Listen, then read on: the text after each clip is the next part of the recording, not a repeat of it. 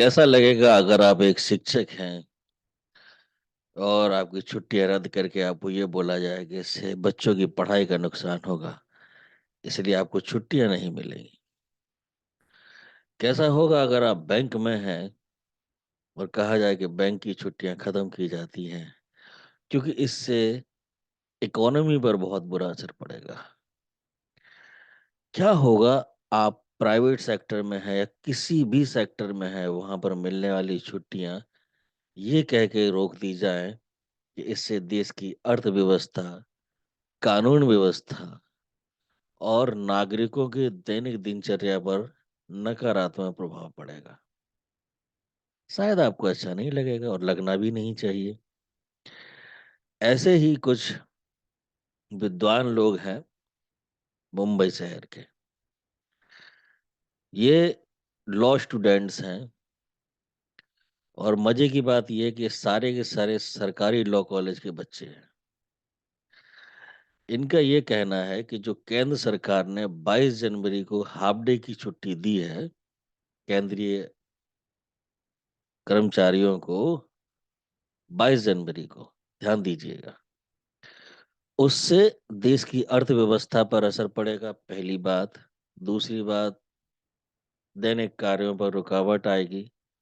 और तीसरी बहुत ही महत्वपूर्ण बात इन्होंने कही है कि किसी नेशनल हीरो के नाम पर छुट्टी अच्छी बात है, लेकिन रिलीजन के नाम पे छुट्टी होना ये भारत के पंथ निरपेक्ष संविधान का अपमान है। कितनी बढ़िया बात कही है। अब ऐसे लोगों का क्या किया जाए? कुछ नहीं कर सकते हैं। और सबसे मजेदार बात यह है कि अपने उपनाम के कारण ये कहीं ना कहीं हिंदू दिखते हैं और उच्च वर्ण के दिखते हैं, मतलब जिनको सामान्य वर्ग बोला जाता है, वैसे सवर्ण भी बोल सकते हैं। मेरा इनसे सवाल ये है कि अगर संविधान की छवि धर्मनिरपेक्ष ही है, तो फिर ये सिर्फ हिंदू धर्म के मामले में ही क्यों याद आता है? प्रकाश पर्व पर याद नहीं आएगा, वाल्मीकि जयंती पर याद नहीं आएगा इनको, अंबेडकर जयंती पर याद नहीं आएगा इनको। ऐसे बहुत सारे त्योहार है, तब नहीं याद आएगा, पर्व है।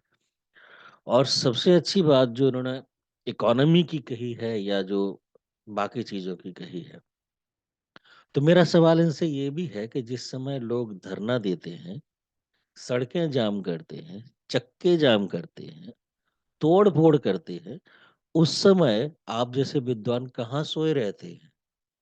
अरे भाई निकलो उस समय भी, हाईकोर्ट में रिट डालो कि इस तरह की जाम से, हड़ताल से पूरा देश परेशान हो रहा है।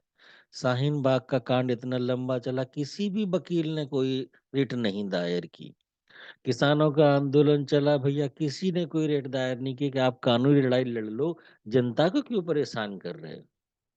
कुछ समय पहले हरियाणा में कुछ समुदाय के लोगों ने आरक्षण के लिए सड़कें, रोडें, रेलवे की लाइनें, पटरियां उखाड़ दी, मार काट की, आग लगा दी, लाखों की संपत्ति नष्ट कर दी। तब भी ये महापुरुष पता नहीं कहाँ सोए पड़े थे। अरे भैया, अगर तुमको सच्ची में लोकतंत्र की परवाह है, सच्ची में संविधान का संवैधानिक ढांचा नजर आता है, तो भैया सारी चीजों पर देखो ना। केवल एक ही धर्म पर टारगेट करोगे तो कैसे संविधान धर्मनिरपेक्ष बन पाएगा? और कैसे तुम्हारी नियत पर संदेह नहीं होगा? है? अरे भैया, थोड़ी खुशी मिल रही है, मिल लेने दो हम हिंदुओं को भी, काहे के लिए खून पिए हो हम लोग का? बाकी सबको तो बड़े भर भर के मिल रहे हैं, सरकार की तरफ से अल्पसंख्यक आयोग बना दिया, लुटाओ रे बढ़िया। हिंदुओं को मिल क्या रहा है भैया? मंदिर बन रहा है, वो भी हमारे पैसे चंदा कर करके सब इकट्ठा किया है। अब तो मुसहु में पेले हुए, हालांकि तुम्हारी ये बकवास कोर्ट सुनेगा, है ना, क्योंकि ये आपका एक शॉर्टकट है प्रसिद्धि पाने का, एकदम से हाईलाइट हो जाएंगे। चार नमूनों को कोई जानता नहीं है, लेकिन इस केस के बाद सब जान जाएंगे, है ना। तो ये सारी प्रोपेगेंडा पता तो सबको ही है, जज साहब को ही पता है। करें क्या?